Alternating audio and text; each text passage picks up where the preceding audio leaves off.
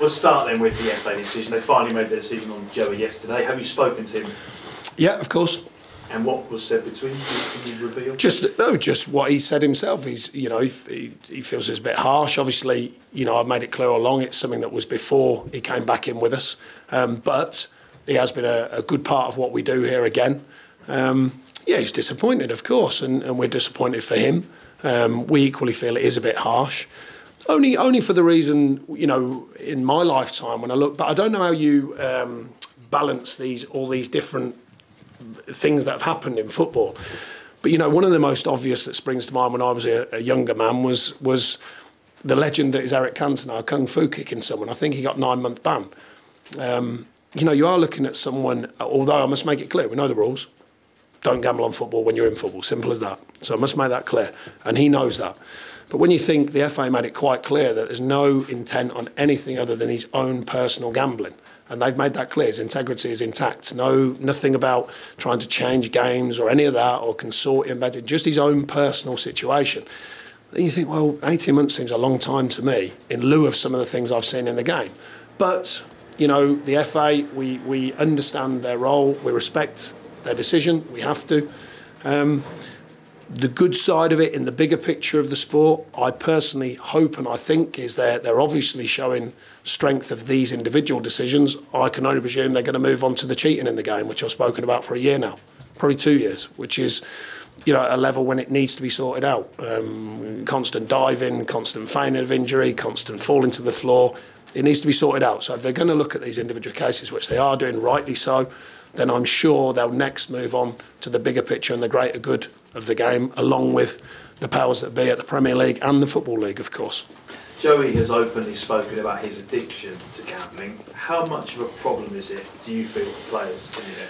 Well, I don't know, because the thing is that obviously due to the banning aspect, you don't really hear much about it now. You know, so if there is anyone out there who's gambling, I imagine them to be doing it, you know, behind the scenes. It's not something I've come in contact with many times. Obviously, down the years when I used to play, I knew players who gambled, not necessarily on football, you understand, but on various things. I don't know enough about addiction to give an opinion on where it lies and where it runs to and where it becomes an addiction. I don't know enough about it. But I know enough about Joey to say that if that's what he was feeling inside, then that's what it is. Knowing what you do then about Joey, is enough support given and education perhaps for the younger players coming through? Well, I think this will enhance that. Or I hope it enhances that. You know, that cases like these will bring that to the fore with the necessary people. I'm sure, to be fair, in my experience, obviously I don't work with them as much now, but the PFA were always there to help people. Whether this will remind them, and they do a lot of good work, I must say, with players and player education. A big fan of them and the LMA now. I'm a manager. I presume they are always working on, you know, certainly the education side and, of course, the help side of things if people should need it. You knew the situation, the challenge when you brought him back to the club. So, with that in mind, were you always planning to lose him, planning on this moment? Well, we thought there was a chance, of course. You know, we're certainly not naive, and Joe was very upfront about that when he came back in. You know, obviously as a business, that side was taken care of with Joey, and he understood that. And then on the football side of things, it's, you know, we didn't want it to get in the way of the fact that we thought he was a worthwhile player to bring back. And I think that's been the case. I think he delivered for us once again. So really, we wanted to get on with it, you know, and kind of give him the platform again to affect us in a positive manner. And I think he's done that. You know, it's a shame it's the timing of it, but that's the way it goes, because the timing was likely to be at some point. We understood that as well.